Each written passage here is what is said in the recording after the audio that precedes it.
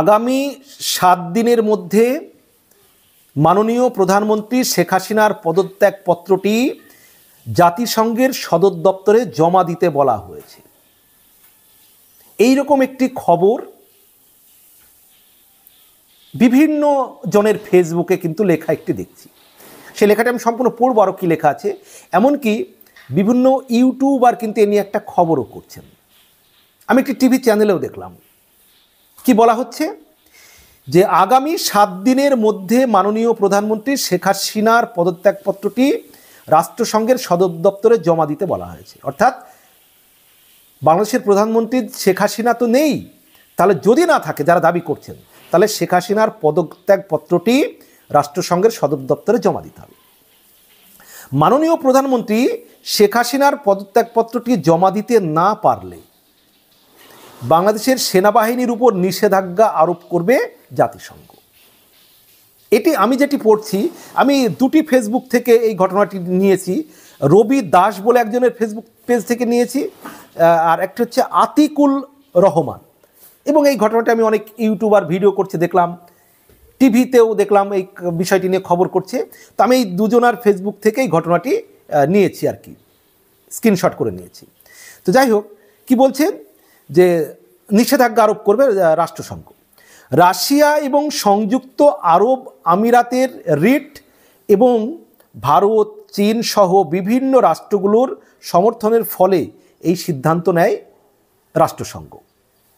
তাহলে বুঝতে পারছেন যে এটা রাশিয়া এবং সংযুক্ত আরব আমিরাতের একটা রিট করেছিল, আবেদন করেছিল, এবং সেই আবেদন ভারত, চীন সহ বিভিন্ন দেশ সমর্থন করে এবং তার ফলেই এই সিদ্ধান্ত নেয়। অর্থাৎ যে শেখ হাসিনা যে বাংলাদেশের প্রধানমন্ত্রী নেই বলে যারা দাবি করছে, তাহলে শেখ হাসিনার পদত্যাগপত্র দেখানো হোক। অন্য কেউ যে একটা রাষ্ট্র ক্ষমতা দখল করে আছে, তাহলে শেখ হাসিনার পদত্যাগপত্র দেখাতে বলুন। এই আবেদন রাশিয়া এবং সংযুক্ত আরব আমিরাত এই একটা রিট করেছিল এবং তাতে ভারত, চীন বিভিন্ন রাষ্ট্র এতে সমর্থন দেয়। তারই ফলে কিন্তু রাষ্ট্রসংঘ এই সিদ্ধান্ত বা জাতিসংঘ সিদ্ধান্ত নেয়। মাননীয় প্রধানমন্ত্রী শেখ হাসিনার পদত্যাগপত্রটি দেখাতে না পারলে রাষ্ট্রসংঘ থেকে শর্ত আরোপের সাথে সাথেই অন্তর্বর্তীকালীন সরকারকে বাতিল বলে গণ্য করা হবে। অর্থাৎ যদি রাষ্ট্রসংঘ থেকে শর্ত আরোপের সাথে সাথেই অন্তর্বর্তীকালীন সরকারকে বাতিল করা, মানে শেখ হাসিনার পদত্যাগপত্রটি যদি 7 দিনের মধ্যে জমা দেওয়া না যায়, তাহলে কি হবে? দেখাতে না পারলে রাষ্ট্রসংঘ থেকে শর্ত আরোপের সাথে সাথেই অন্তর্বর্তীকালীন সরকার বাতিল বলে গণ্য করা হবে। তখন সেনাপ্রধান ক্ষমতা গ্রহণ করে শেখ হাসিনাকে দেশে ফেরত এনে সাংবিধানিক নিয়মে ক্ষমতা বুঝিয়ে দেবেন। এইটা ফেসবুকে বিভিন্ন জনের ফেসবুকে কিন্তু এটা ঘুরে বেড়াচ্ছে। আমি বিশেষ করে রবি দাস বলে একজনের ফেসবুক পেজ থেকে দেখলাম, এবং আতিকুল রহমান এবং বিভিন্ন ইউটিউবার খবর করছেন, টিভি মিডিয়া খবর করছে। এখন এটা কি সত্যি ঘটনা আমি জানি না, কিন্তু একটা কথা অবশ্যই বলবো যে এই শেখ হাসিনার যে প্রধানমন্ত্রী, তিনি যে পদত্যাগ করেননি, এই বিষয়টি কিন্তু খুব হালকা বিষয় নয়। যে একটা দেশের প্রধানমন্ত্রী তিনি পদত্যাগ করেননি, অথচ তাকে জোর করে সন্ত্রাসী হামলা করে বেআইনিভাবে একটা দেশের প্রধানমন্ত্রীকে হটিয়ে ক্ষমতা দখল করে আছে একদল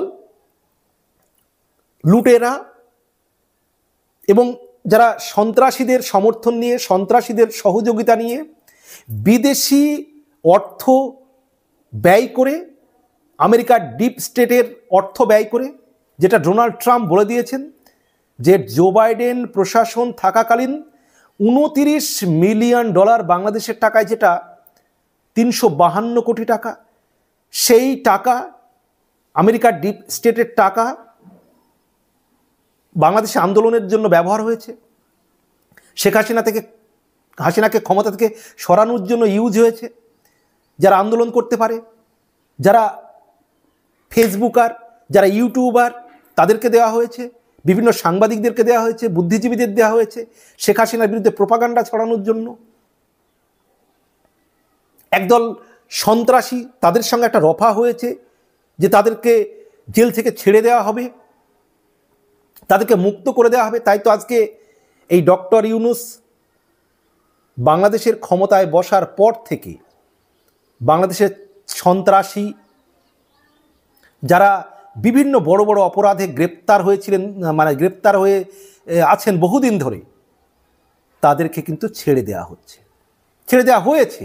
কারণ তাদের সঙ্গে একটা রফা হয়েছিল যে শেখ হাসিনার সরকারকে সরাতে তারা যে যেভাবে পারে সহযোগিতা করবে, তারপর ক্ষমতা এলে তাদেরকে ছেড়ে দেওয়া হবে, এরকম একটা চুক্তি তাদের সঙ্গে হয়েছিল। এবং এই সমস্ত শেখ হাসিনাকে সরানোর যে মেটিকুলাস প্ল্যান, যেটা ডক্টর ইউনূস বলেছিলেন যে মাস্টার মাইন্ড মাহফুজ আলম, আসলে তা নয়। শেখ হাসিনাকে সরানোর সমস্ত master mind, master plan, game plan হচ্ছে ডক্টর ইউনূসের। তিনিই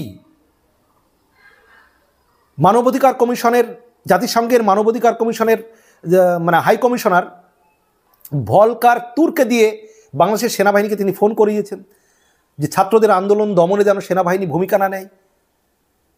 ভলকার তুরকে তিনি ফোন করে ক্ষমতায় বসার পর ডেকেছেন বাংলাদেশে, যেন তারা এমন একটা রিপোর্ট করে শেখ হাসিনার বিরুদ্ধে, সাজিয়ে গুছিয়ে শেখ হাসিনার বিরুদ্ধে যাবে এরকম একটা রিপোর্ট যেন করে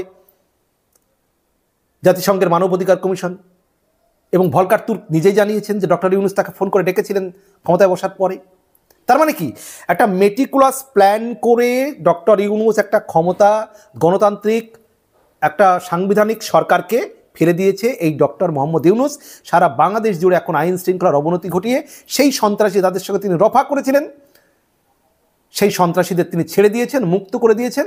আজকে বাংলাদেশটা স্বাধীন হয়েছে কাদের জন্য? সন্ত্রাসীদের জন্য, চাঁদাবাজদের জন্য, দুষ্কৃতীদের জন্য, অপরাধীদের জন্য। কিন্তু বাংলাদেশ এখন অনিরাপদ। বাংলাদেশের সাধারণ মানুষের জন্য, নারীদের জন্য, মা বোনেদের জন্য বাংলাদেশ এখন অনিরাপদ। তারা নিরাপত্তাহীনতায় ভুগছেন। বাংলাদেশ জুড়ে একটা অস্থিরতা, আইন শৃঙ্খলা বলে কিছু নেই, জঙ্গল রাজ চলছে। ডক্টর ইউনূস বিভিন্নভাবে কৌশল করে সংস্কারের নামে ক্ষমতা আঁকড়ে ধরে থাকতে চাইছেন।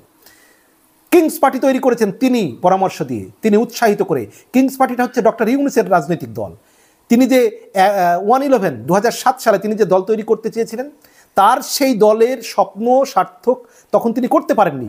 আজকে তিনি এই ছাত্রদের নাম দিয়ে তার দলকেই তিনি তার স্বপ্নকে বাস্তবায়িত করেছেন। অর্থাৎ বাবা কোনো স্বপ্ন দেখে অনেক সময় হয় না যে বাবা পারেননি সেটি করতে, সন্তানদেরকে সেটা করাতে চান, সন্তানের মধ্য দিয়ে তার স্বপ্নকে সার্থক করতে চান। তো ডক্টর ইউনূসের যে স্বপ্ন, তিনি তার ছাত্রদের দিয়ে সেই স্বপ্নকে সার্থক করছেন।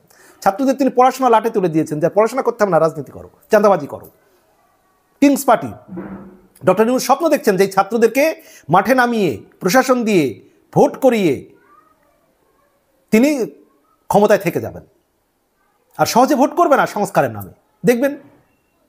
তো যাই হোক, প্রধানমন্ত্রী শেখ হাসিনা তিনি পদত্যাগ করেননি, তিনি এখনও বাংলাদেশের বৈধ প্রধানমন্ত্রী, এবং তিনি প্রধানমন্ত্রী হিসেবেই আজ হোক কাল হোক বাংলাদেশে ফিরবেন এবং তার ব্যবস্থা বিশ্বের গণতান্ত্রিক শক্তিশালী দেশগুলো করবে। রাষ্ট্রসংঘও এ ব্যাপারে অবশ্যই ভাবনা চিন্তা করবে, কিন্তু দেশের বিশ্বের শক্তিধর যে গণতান্ত্রিক দেশগুলি, তারা কিন্তু এটা কোনোভাবেই মেনে নেবে না যে একজন প্রধানমন্ত্রীকে জোর জবরদস্তি করে একটা লুটের, একটা দখলদার অসাংবিধানিকভাবে ক্ষমতা দখল করে থাকবে, আর গণতান্ত্রিক সাংবিধানিক প্রধানমন্ত্রী যিনি পদত্যাগ করেননি তিনি ক্ষমতার বাইরে থাকবেন। এটা হয় না। খুব তাড়াতাড়ি শেখ হাসিনা বাংলাদেশের প্রধানমন্ত্রী হিসেবে ফিরবেন, এটা নিশ্চিত। সম্মানিত দর্শক, এ বিষয়ে আপনাদের কি মন্তব্য রয়েছে অবশ্যই জানাবেন, আর আমার ইউটিউব চ্যানেলটি অবশ্যই সাবস্ক্রাইব করবেন প্লিজ। সবার জন্য শুভকামনা।